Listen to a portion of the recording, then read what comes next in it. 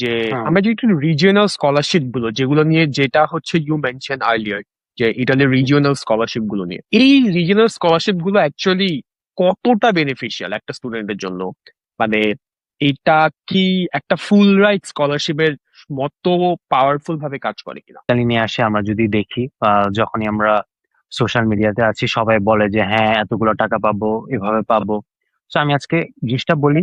হ্যাঁ, এটা স্বপ্নের মতো শুনতে লাগলো। Yes, the dream is real, but making it real takes a lot of discipline with the deadlines. Why আমি এটা কেন বলছি?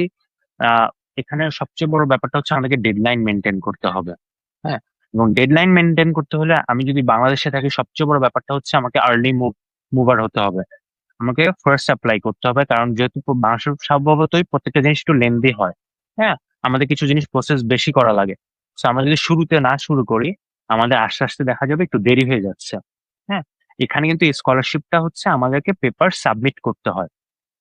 তো আমাদের যখন পেপার সাবমিট করতে হয়, মাঝে মধ্যে অনলাইনে করা লাগে, কিছু কিছু রিজিয়নালে, কিছু কিছু রিজিয়নে আমাদেরকে এখানে এসে ইন পার্সন সাবমিট করতে হয় পেপার গুলা। সো আমরা যদি ওই ডেডলাইনটা ক্রস করে ফেলি এবং তারপরে আসি, তাহলে কিন্তু আসলে সেটা অতটা কার্যকর হচ্ছে না আমরা স্কলারশিপ, কারণ ডেডলাইন গুলা স্ট্রিক্ট, আমাদেরকে বুঝতে হবে এটা।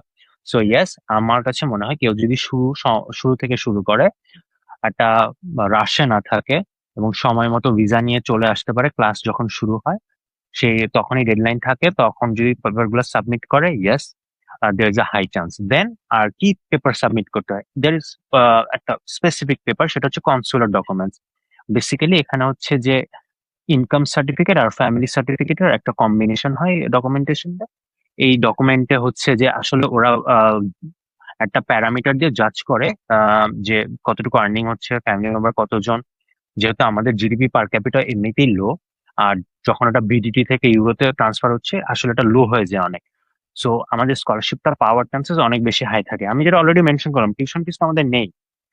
যেটা হচ্ছে এক্সটার্নাল যে স্কলারশিপ, এটার কথা বলছি, যেটা আমি রিজনাল কথা বলছি এখন, মাইসি ইটস আ মেরিট বেস, তুমি অ্যাপ্লাই করবা, মানে সবকিছু জাজমেন্ট হবে। দেন দিস ইজ রিজিওনাল। এখানেও খুব ভালো একটা ফান্ডিং থাকে। যেরকম যদি আমি আমারটা কথা বলি, এডিসিও এবার আনুমানিক 600 সামথিং স্টুডেন্টের মতো পেয়েছে। So it's a very good number. 600 কম মনে হলো, it's it's a very good number. আমি ম্যাক্সিমাম বাংলাদেশিকেই চিনি যারা পড়তে এসেছে, তারা এই স্কলারশিপ পেয়েছে।